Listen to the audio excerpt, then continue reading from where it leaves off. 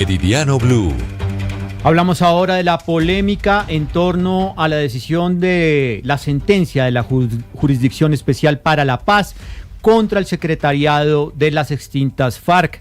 La JEP ordenó a varias entidades garantizar el cumplimiento de estas sanciones. También va a mantener monitoreados a los exguerrilleros. Nos cuenta más Mateo Piñeros.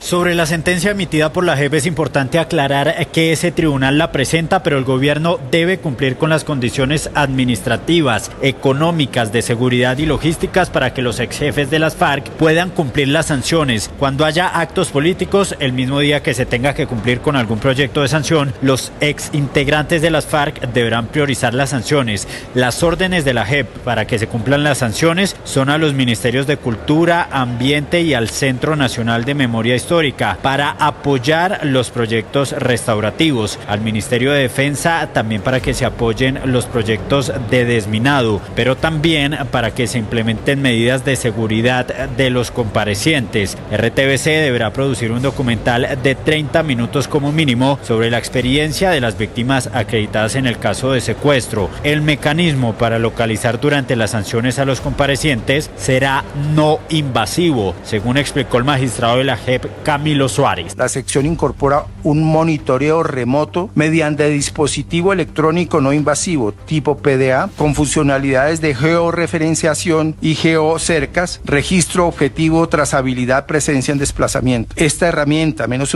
intrusiva reduce riesgos de estigmatización, permite respuestas oportunas ante desviaciones, optimiza recursos de verificación, facilita autorizaciones especiales, por ejemplo por motivos humanitarios, sin desproteger el control. La misión de verificación de la ONU también contará con un mecanismo de monitoreo para garantizar el cumplimiento de las sanciones. Mateo, continúo con usted porque pese a estos argumentos, las víctimas insisten en que no es suficiente el aporte de la verdad por parte de quienes hicieran o conformaran ese secretariado de la desaparecida guerrilla de las FARC y por eso aseguran que van a ir a instancias internacionales. Siguen generando polémica las sanciones impuestas por la JEP contra el antiguo secretariado de las FARC. Durante 8 años, los ex jefes de la guerrilla deberán cumplir con proyectos de restauración ecológica, la búsqueda de los desaparecidos, el desminado humanitario y la memoria de las víctimas por los más de 20.000 casos de secuestro que se dieron durante el conflicto. Sin embargo, algunas víctimas como Ingrid Betancourt aseguran que irán a instancias internacionales, pues no quedan contentas con la sentencia que ha dictado la jurisdicción. No, yo creo que los únicos restaurados son los criminales, es decir, los que cometieron esos delitos. Ellos sí están premiados y restaurados. En el caso de las víctimas, yo creo que es un sentimiento general. Yo he oído a todos y todas mis compañeros de secuestro.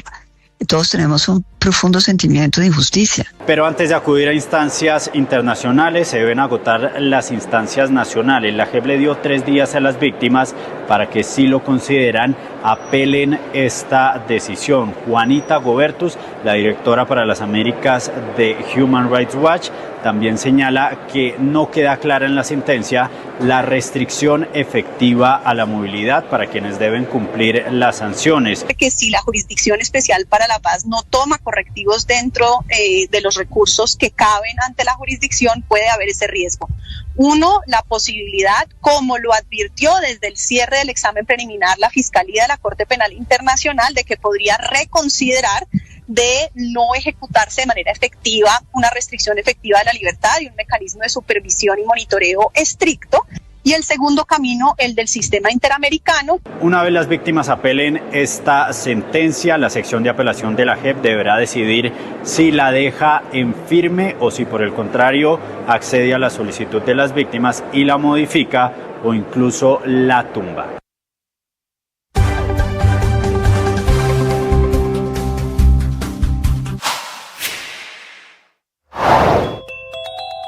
El procurador general Gregorio El Haj se pronunció sobre la desertificación de Colombia por parte de Estados Unidos. El procurador general Gregorio El Haj es enfático en señalar que esta decisión de los Estados Unidos de desertificar a Colombia en la lucha contra las drogas pues es respetable y soberana, y destaca además que la administración de Donald Trump pues no retiró las ayudas ni hubo alguna represalia económica internacional, pero sí señala en este sentido el procurador que esperaban una decisión más amable para el país. Es una decisión soberana soberana del Estado norteamericano y hay que respetarla. Era deseable algo mucho más amable, más favorable para la situación colombiana. Habrá que mirar de qué forma el Ejecutivo va a dar cumplimiento a lo que se presenta nuevo. Sin embargo, no retiraron ayudas ni hubo ningún tipo de represalia económica internacional. Ajustar sería la política antidrogas en general. Ahora, sobre los altos índices de producción de cocaína, el procurador lo que ha señalado es que ese es un tema universal de mercado y que los organismos internacionales deberían mirar otras políticas distintas a las que se han venido aplicando, que no han sido, digamos, las más eficientes ni han dado un mejor resultado hacia el pronunciamiento. Suscríbase en nuestro canal de YouTube para más información. En Blue le ponemos cara a la radio. Sanción que le impone la JEP a los máximos jefes de las FARC, los 7 del último secretariado, que son Timochenko y compañía, que van a pagar solamente 8 años de penas simbólicas por los secuestros ocurridos entre el año 93 y el año 2012, que fueron miles de secuestros, miles de víctimas. Hay por lo menos 21.000. No habrá un día de cárcel porque ese fue el acuerdo de paz firmado en el 2016, razón por la cual hay una muy justificada decepción de las víctimas de esos secuestros. Unas penas que hacen parte de la controvertida justicia restaurativa, que es el nombre de esa condición sapo que tiene que tragarse hoy el país. Primero, para lograr la desmovilización del ejército de las FARC, cerca de 14.000 hombres, y ahora para hacer efectiva esta, que es la primera condena, el primer macrocaso de los 4 que tiene estudiada la JEP. El diálogo interior es fundamental para tu bienestar. Lo que tú te dices a... Luego de que Blue Radio diera a conocer la carta en donde un testigo de una supuesta negociación irregular liderada por Miguel Quintero Calle le pedía a la Fiscalía General de la Nación que avance en la investigación por los hechos denunciados, Federico Gutiérrez advirtió sobre los graves riesgos que podría tener la seguridad del denunciante. Héctor Santamaría. Y es que recientemente Blue Radio conoció en primicia la carta con la que un testigo clave de una presunta irregularidad liderada por Miguel Quintero Calle le pedía de manera directa a la fiscal Luz Adriana Camargo que investiguen al hermano del precandidato presidencial Daniel Quintero por querer cerrar un millonario negocio en el año 2021 con el lote de Carabineros, propiedad del distrito de Medellín. Aunque el relato del denunciante dejaría en evidencia cómo Quintero y otras personas pretendían recibir dinero por debajo y en efectivo, específicamente 33.000 millones de pesos, en un apartado de la carta conocida por Blue Radio, la persona le pide a la fiscalía que le entregue medidas de protección. En este mismo sentido se refirió el alcalde de Medellín, Federico Gutiérrez. Que no vaya a ser pues que maten a los testigos, que no vaya a ser que vayan a matar a los testigos, porque ya tienen miedo y tienen temor, es lo que nosotros también hemos sabido. Por último, Gutiérrez señaló que se demoraron cerca de año y medio en poder desenredar el caso del lote de 73.000 metros cuadrados en la zona de Carabineros.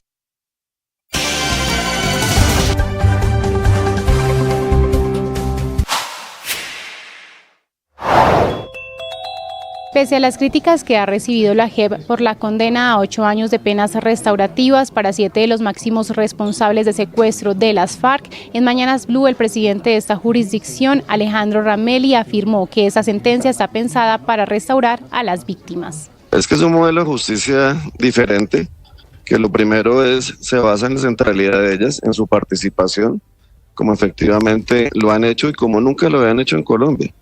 Es que ese volumen de víctimas que han venido participando, pues nunca se había dado.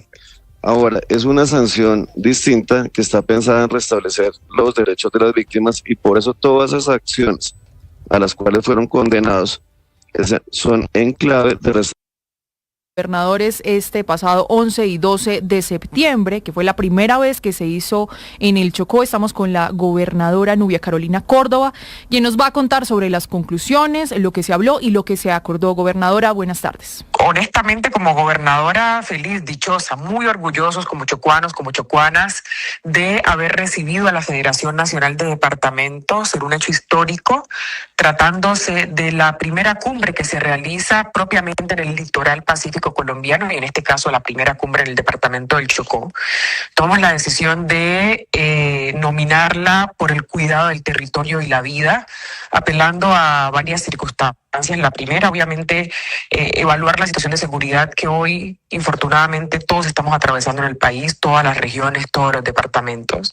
Pero en el marco de esa situación, hacer un énfasis en los derechos humanos de niños, niñas y adolescentes, que para este caso infortunadamente están siendo afectados por el reclutamiento, y que el reclutamiento, en este caso de niños, de niñas, de adolescentes para el conflicto y para otros usos que están asociados al conflicto, fue evaluado por nosotros como gobernadores, como gobernadoras del país, por supuesto el ICBF, con su director aquí presente, la Fuerza Pública, el Ministerio Público, porque debe ser un tema de carácter principal al momento de exigir la defensa de los derechos, sobre todo tratándose de los derechos especiales de niños, niñas y adolescentes. Lo segundo fue el cuidado del territorio, desde el reconocer que ante el cambio climático y ante la situación de gestión del riesgo que estamos afrontando muchos prácticamente de forma concomitante, las emergencias humanitarias y de seguridad junto con las emergencias de tipo climático en torno a la gestión del riesgo, para el caso del departamento del Chocó y otros departamentos, inundaciones, deslizamientos,